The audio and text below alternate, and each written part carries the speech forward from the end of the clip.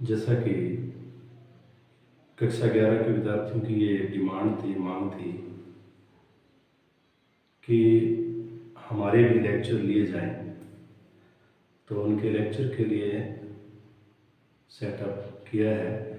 और lecture series उनके 3 lecture पहले से रिकॉर्डेड हैं।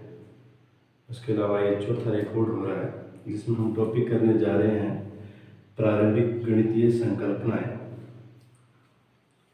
My self Hariram Nayak, lecturer physics, government senior secondary school Gida Barmer. तो आज हम ये टॉपिक कर रहे हैं एलिमेंट्री मैथमेटिकल कंसेप्ट्स। अब फिजिक्स में मैथमेटिकल कंसेप्ट कहाँ से आ गया, ये दिमाग में आया होगा आपके। फिजिक्स मैथ के बिना अधूरी है और मैथ फिजिक्स के बिना अधूरी है। दोनों एक दूसरे के कम्प्लीमेंट्री हैं। इसलिए हम प्रारंभिक कंसेप्ट पढ़ेंगे, प्रारंभिक जो इनकी संकल्पनाएं हैं वो पढ़ेंगे, न कि पूरी मैथ।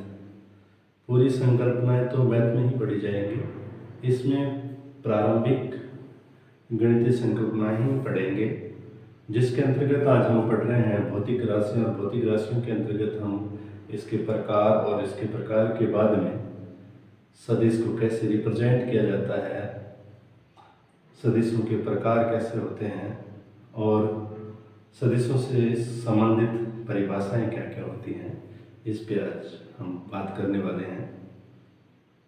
तो शुरू करते हैं। तो हमारा पहला था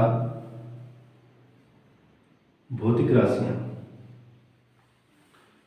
भौतिक राशियां वे राशियां होती हैं जिनको हम नाप या तोल सकते हैं। उदाहरण के लिए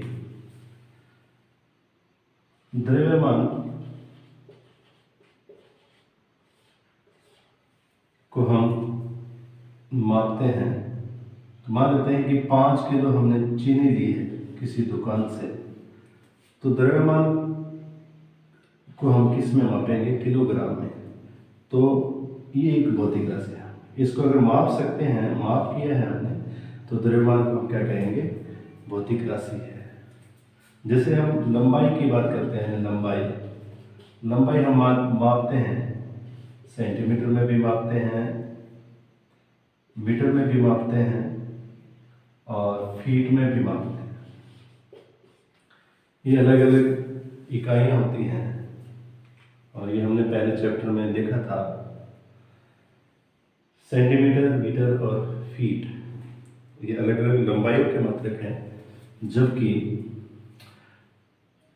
जैसे हम वेग को मापना चाहते हैं, तो वेग को मापने के लिए हम मीटर प्रति सेकंड का यूज करते हैं या किलोमीटर प्रति आवर की यूज करते हैं। इससे पहले हम लगाते हैं कोई अंक, जैसे कि 5 मीटर प्रति सेकंड, 10 किलोमीटर पर आवर प्रति घंटा।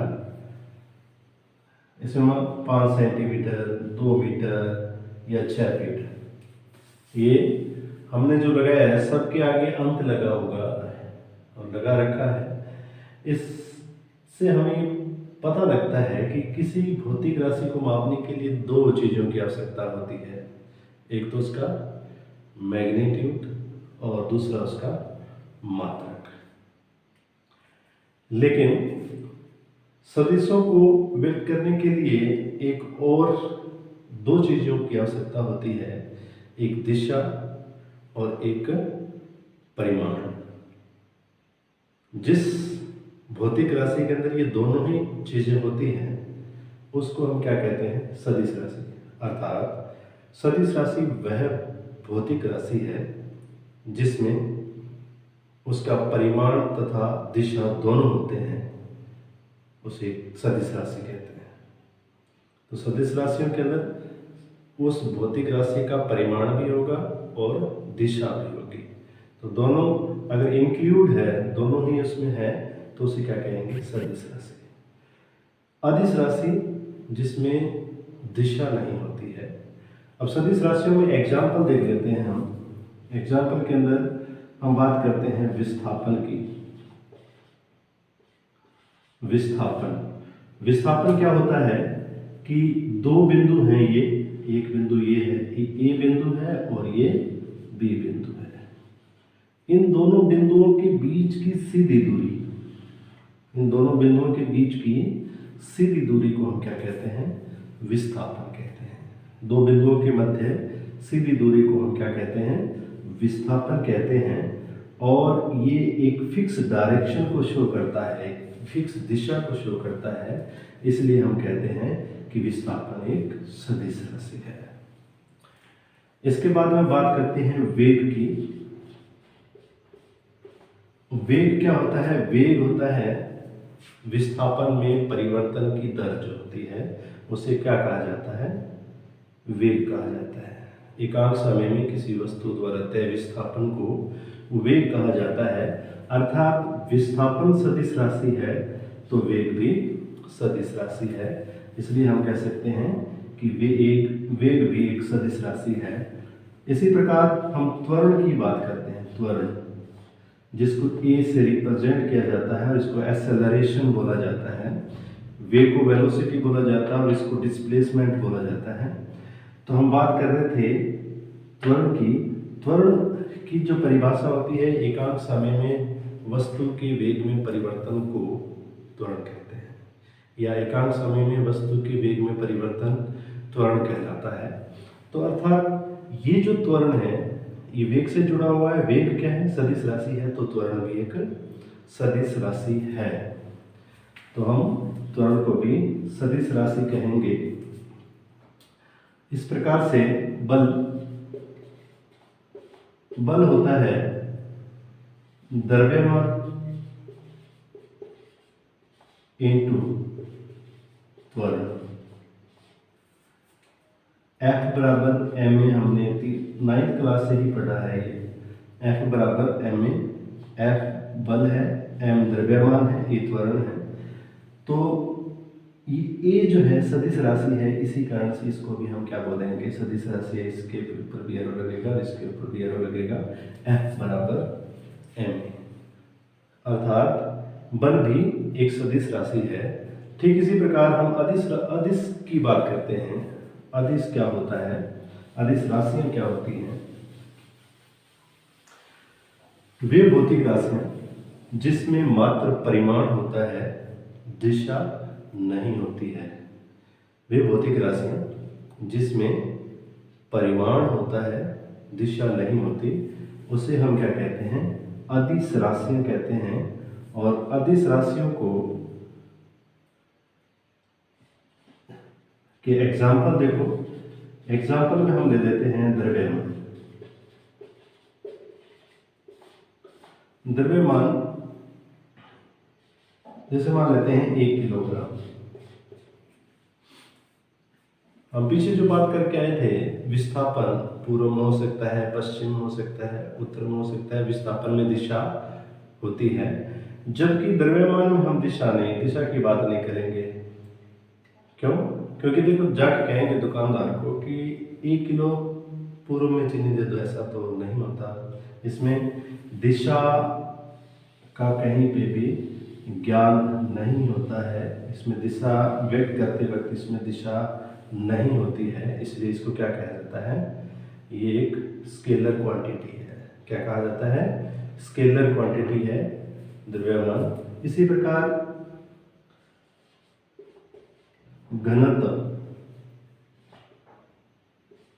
घनत्व भी एक अदिश राशि है। इसी प्रकार चाल एक अदिश राशि है। अब बात आएगी कि चाल तो आपने यहाँ लिख दिया और वेग आपने सदिश में लिख दिया, इन दोनों में अंतर क्या है?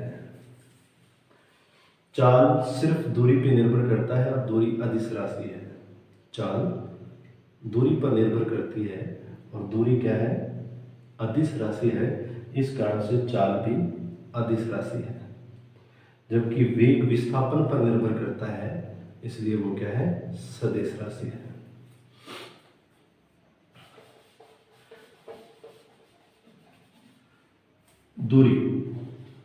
दूरी कैसे अदिश हो गई? तो हम देखो, ये दो बिंदु ले लेते हैं ए और ये बिंदु है बी। इन दोनों बिंदुओं के बीच की दूरी क्या बात करते हैं कि एक जो व्यक्ति है इधर से जाता है और यहाँ पहुँच जाता है, दूसरा व्यक्ति इधर से डायरेक्ट चला जाता है, तीसरा व्यक्ति और कोई रास्ते से यहाँ पहुँच जाता है। अब दूरी क्या है? व्यक्ति द्वारा चली गई पथ की लंबाई, चले गए व्यक्ति द्वारा तय किए गए पथ की लंबाई को क्या कहते हैं? दूरी कहते हैं। और ये कैसा भी हो सकता है, इसको भी दूरी कहेंगे। जो न्यूनतम दूरी होती है उसका नाम अलग से रख दिया हमने, क्या रख दिया? विस्थापन, जो एक सदिश है, इसमें दिशा है। लेकिन यहाँ पे देखो इसका जो चेहरा था इस तरफ था, यहाँ पे इसका इस तरफ हो गया। एक फिक्स डायरेक्शन नहीं है इसके चलते हुए, तो इसको हम क्या कहेंगे? दूरी एक अदिश राशि है, जबकि विस्थापन एक सदिश राशि है। और इससे संबंधित, दूरी से संबंधित जितनी भी राशियां होंगी वो अदिश राशि होंगी।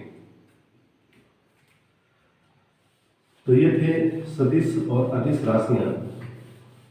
अब हम करेंगे सदिशों का निरूपण, रिप्रेजेंटेशन ऑफ वेक्टर्स।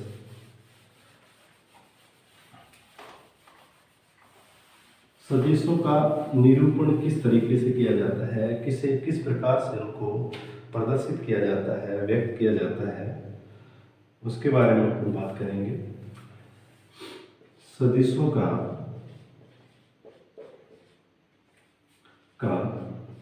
निरूपण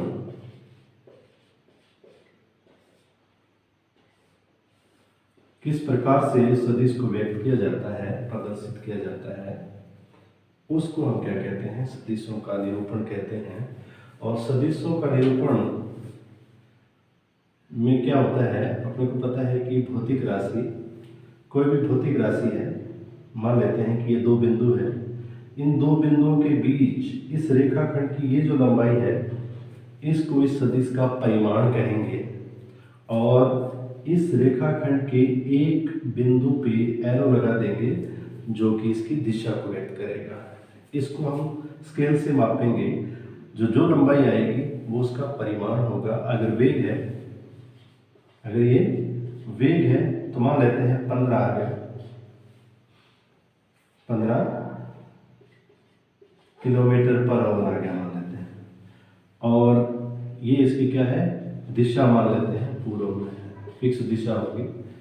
मान लेते हैं कि दिशा पूर्व में है, तो ये 15 किलोमीटर पर आवर पूर्व में है। इस प्रकार से सदिश को प्रदर्शित किया जाता है। इस सदिश में ये जो स्टार्टिंग पॉइंट होता है वो, इसको हम कहते हैं सदिश का पूंछ। इस बिंदु O को क्या कहते हैं? जहाँ से सदिश स्टार्ट होता है, शुरू होता है, उसको हम क्या कहते हैं? सदिश की पूंछ। जबकि इसको क्या कहा जाता है? सदिश का शीर्ष। तीर जहाँ लगा हुआ है इसको सदिश का क्या कहा जाता है? शीर्ष कहा जाता है, जबकि इसको सदिश की पूंछ कहा जाता है।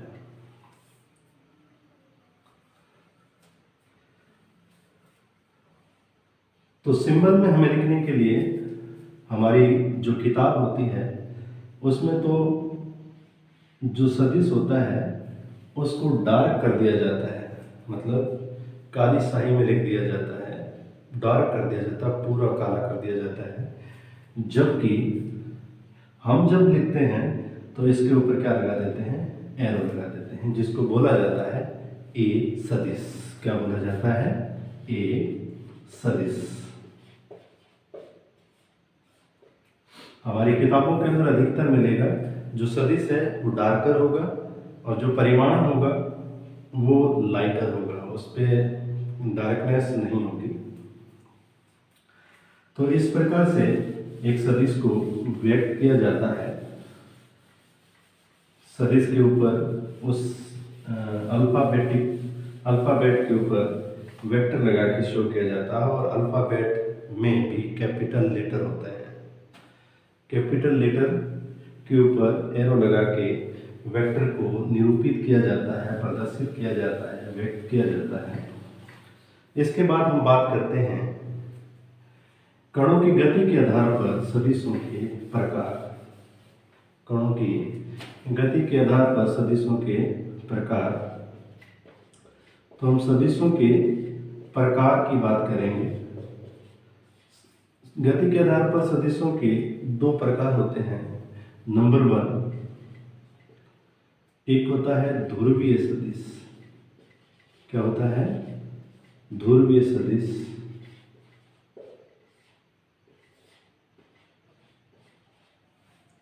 ध्रुवीय सदिश वे सदिश होते हैं जिसमें कण की गति सदिश की दिशा में होती है। कण की गति सदिश की दिशा में होती है। तो इस प्रकार के सदिश को हम क्या कहेंगे? ध्रुवीय सदिश कहते हैं। और ये किसी एक बिंदु से शुरू होकर किसी एक तरफ चलता है और ठीक अपने पीछे जो निरूपण किया था, ये इसका पूंछ कहलाएगा और ये इसका शीर्ष कहलाएगा।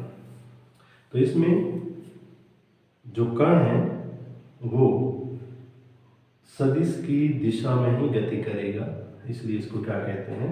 ध्रुवीय सदिश कहते हैं। इसके बाद में हम बात करते हैं ध्रुवीय सदिश में भौतिक राशियां कौन कौन सी आती हैं। जैसे वेग, जैसे त्वरण, जैसे बल, और भी भौतिक राशियां हैं जो इस पे निर्भर मतलब ध्रुवीय सदिश होती हैं। इसके अलावा हम दूसरे नंबर की बात करते हैं। दूसरा जो हमारा सदिश होता है 2 नंबर, जिसको हम बोलते हैं अक्षीय सदिश। अक्षीय सदिश,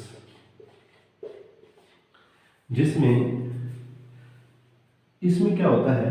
सदिश कण जो है एक तल में गति करता है और वृत्ताकार गति करता है, और वृत्ताकार गति करने के कारण इस तल की लंबवत दिशा में, यानी कि ये जो तल है, मान लेते हैं कि हमने ये कोई कण बनाया है, कण इस सर्कल पे मूव कर रहा है, गति कर रहा है।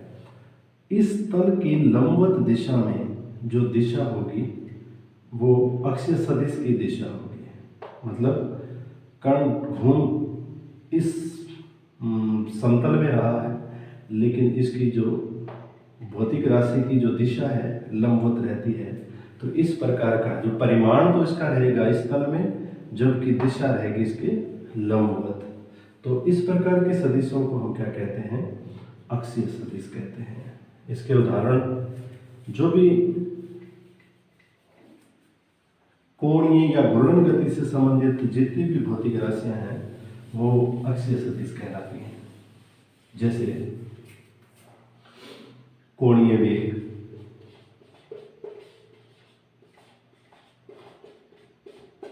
कोणीय संवेग,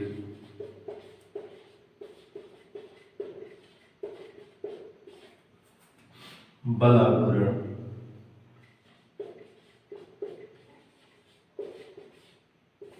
आदि। ये जितनी भी राशियां हैं जो कोणीय या घूर्णन गति पे निर्भर करती हैं, उनसे रिलेटेड जो सदिश होंगे उनको क्या कहेंगे? अक्षीय सदिश कहेंगे। इसके बाद हम बात करते हैं सदिश के मापांक की। सदिश का मापांक या मैग्नीट्यूड ऑफ वेक्टर, सदिश का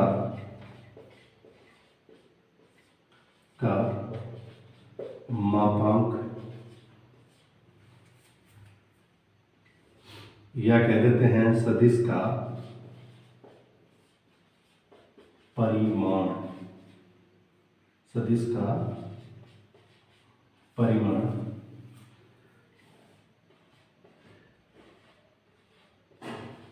सदिश का जो मापांक है वो सदिश के परिमाण के बराबर होता है। अर्थात दिशा को छोड़ के जो सदिश के अंदर बचता है उसको हम क्या कहते हैं? मापांक कहते हैं। और मापांक को व्यक्त करने के लिए एक वेक्टर के दोनों तरफ मॉडुलस लगा दिया जाता है, जिसको हिंदी में हम क्या बोलते हैं? ए वेक्टर का ए सदिश का मापांक, क्या बोलते हैं, ए सदिश का मापांक, जो सदिश के परिमाण को व्यक्त करता है, और इसको हम सामान्यतः ऐसे लिखते हैं, इसके ऊपर वेक्टर नहीं लगा हुआ, इसका मतलब है सदिश का ये क्या है, परिमाण है।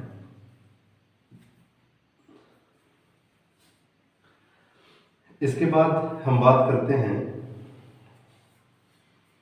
सदिशों से संबंधित कुछ परिभाषाएं। सदिशों से संबंधित कुछ परिभाषाओं की बात करते हैं। तो पहली ही परिभाषा है, पहले लिख लेते हैं थोड़ी सी डेफिनेशन। सदिशों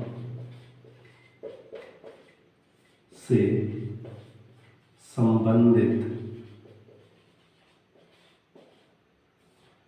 परिभाषाएं,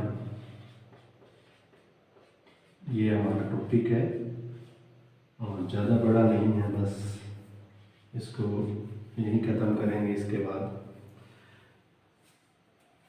तो पहला हमारा है तुल्य सदिश। क्या है, तुल्य सदिश। तुल्य सदिश तुल्यता या कंपैरिजन या आपस में तुलना दो या दो से अधिक वस्तुओं के बीच में की जाती है। तो यहाँ की बात कर रहे हैं तुल्य सदिश। तो दो या दो से अधिक हो सकते हैं ऐसे सदिश, ऐसे दो सदिश जो परिमाण तथा दिशा दोनों में बराबर हो। ऐसे दो सदिश जिनके परिमाण तथा दिशा एक समान है, समान होते हैं, उसे हम क्या कहते हैं, तुल्य सदिश कहते हैं। वे सदिश जो परिमाण में समान होते हैं तथा दिशा में भी, जिनकी दिशा भी समान होती है, उन सदिशों को हम क्या कहते हैं, तुल्य सदिश कहते हैं। जैसे ये एक दूसरे के समांतर हो सकते हैं, एक दूसरे के ऊपर हो सकते हैं। तो इस प्रकार के सदिशों को हम क्या कहते हैं, तुल्य सदिश, जिसका मैग्नीट्यूड, उनकी ये जो डिस्टेंस है ये भी बराबर रहे और एरो भी एक ही डायरेक्शन में रहे। तो इस प्रकार के सदिशों को हम क्या कहते हैं, तुल्य सदिश कहते हैं।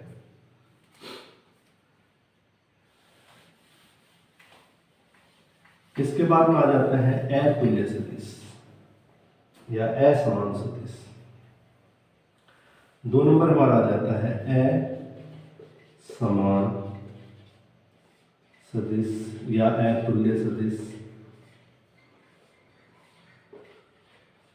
इसमें हमारे पास 3 कंडीशन हो सकती है।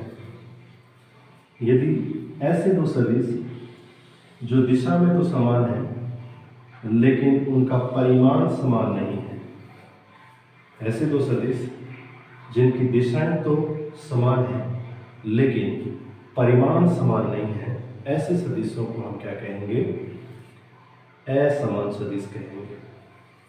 ठीक इसी प्रकार ये तो पहली कंडीशन थी। सेकंड कंडीशन ऐसी हो सकती है कि सदिशों का परिमाण तो बराबर होता है, परिमाण तो दोनों का बराबर है लेकिन दिशा भिन्न है, दिशा अलग है। तो इस प्रकार के जो सदिश होते हैं उनको भी हम असमान सदिश कह सकते हैं। और तीसरी कंडीशन ये हो सकती है, तीसरी कंडीशन हमारे पास ये हो सकती है कि ना तो परिमाण समान है और ना ही दिशा समान है, ना तो परिमाण समान है और ना ही दिशा समान है। तो इस प्रकार के सदिशों को हम असमान सदिश कहते हैं। तो तीनों कंडीशन से हमें समझ में आ गया होगा, ऐसे सदिश जो दिशा में तो समान है लेकिन इनका मैग्नीट्यूड जो परिमाण है वो अलग अलग है, ये ज़्यादा है और ये इसका परिमाण कम है। तो इस कारण से ये क्या है, असमान सदिश है। अब ये दोनों सदिश परिमाण में समान है लेकिन इनकी दिशाएं अलग अलग हैं, इस कारण से ये असमान सदिश है। और तीसरी कंडीशन की बात करें तो दोनों के दिशाएं भी अलग हैं और परिमाण भी अलग हैं, इस कारण से ये सदिश जो है असमान सदिश कहलाते हैं। नेक्स्ट हमारा है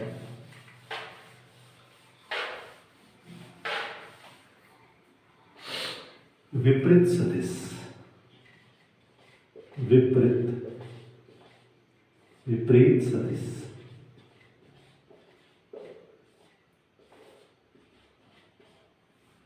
वे सदिश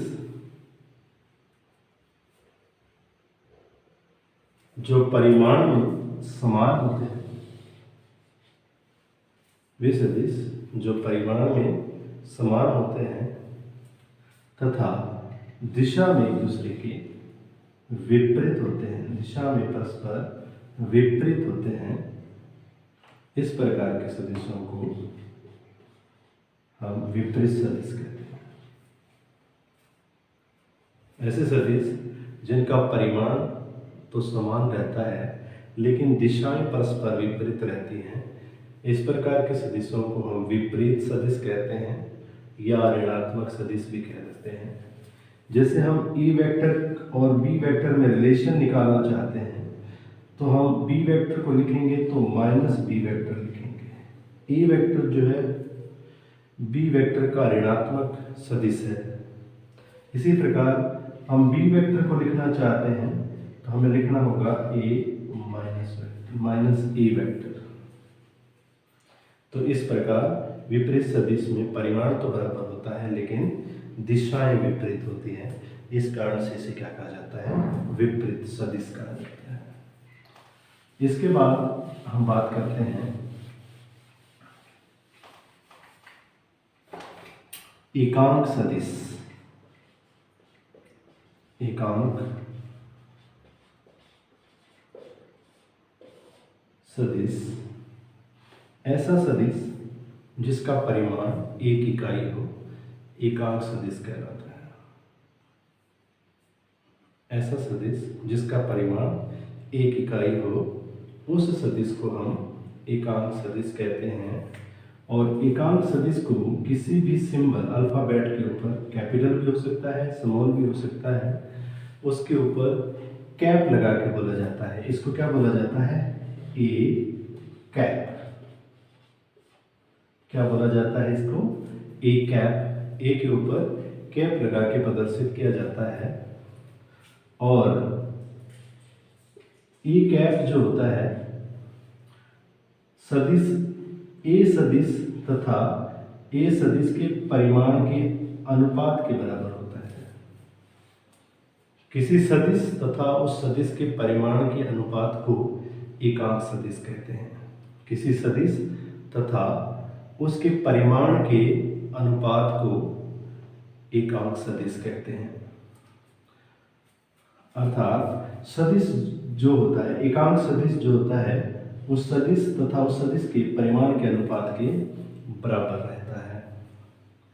अब हम बात करते हैं कार्तीय निर्देश तंत्र की। ये कार्तीय निर्देश तंत्र है जिसके अंदर 3 अक्ष हैं।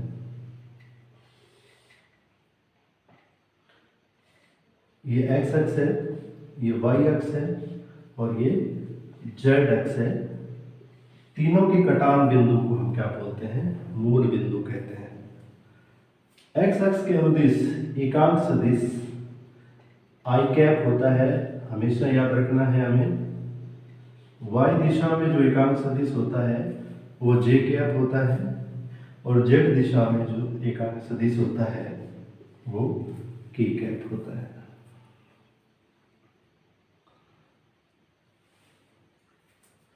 तो ये तो था एकांक सदिश। एकांक सदिश वह सदिश जिसका परिमाण एक इकाई होता है, एकांक सदिश कहते हैं। एक्स अक्ष पर एकांक सदिश आई कैप, वाई अक्ष पर एकांक सदिश जे कैप तथा जेड अक्ष पर एकांक सदिश के कैप होता है। अब हम बात करते हैं संरेखीय सदिश। ये हमारा अगला टॉपिक संरेखीय सदिश। संरेखी सदिश वे सदिश होते हैं जो परिमाण में बराबर होते हैं, तो दिशा में समांतर भी हो सकते हैं और विपरीत भी होते हैं। परिमाण में भी असमान हो सकते हैं ऐसे सदिश जो या तो समांतर होते हैं या एक दूसरे के विपरीत होते हैं, लेकिन एक ही रेखा पर होते हैं। इस प्रकार के सदिशों को हम संरेखी सदिश कहते हैं। का मतलब है कि मान लेते हैं कि कोई ए सदिश है, ये ए सदिश, और इसी के ऊपर कोई दूसरा सदिश है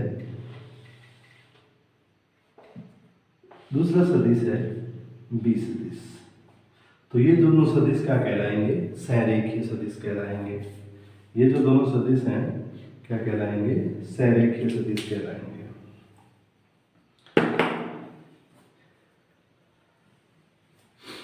लास्ट और फाइनल है हमारा एक छोटी सी डेफिनेशन है शून्य सदिश। लास्ट डेफिनेशन शून्य सदिश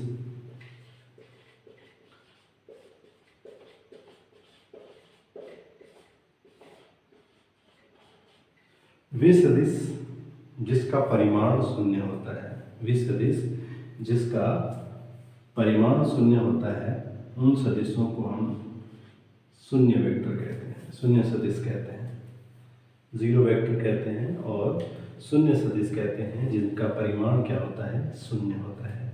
का मतलब यदि कोई वस्तु स्थिर है, का मतलब है हम किसी पेड़ की बात कर लेते हैं। ये कोई पेड़ है जो क्या रहता है? स्थिर रहता है। तो इसके हम विस्थापन सदिश की बात करें तो विस्थापन का मतलब है जगह बदलना। जगह बदलेगी तभी विस्थापन होगा, जबकि ये तो क्या है? स्थिर है। इसलिए इसका जो विस्थापन सदिश होगा वो शून्य सदिश होगा।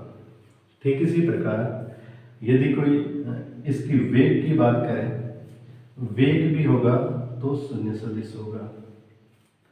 और यदि कोई वस्तु समान वेग से गति कर रही है तो उसका जो त्वरण होगा वो भी शून्य सदिश। ये क्या है? विस्थापन किसी स्थिर वस्तु का शून्य सदिश होगा, वेग किसी स्थिर वस्तु का शून्य सदिश होगा, और समान वेग से गतिशील किसी वस्तु का, समान वेग से गतिशील वस्तु का जो त्वरण होगा वो भी शून्य सदिश होगा। यदि कोई वस्तु समान वेग से चल रही है उसका त्वरण भी शून्य सदिश होगा। तो आज के लिए बहुत है इतना। नए टॉपिक के साथ फिर उपस्थित होंगे। धन्यवाद।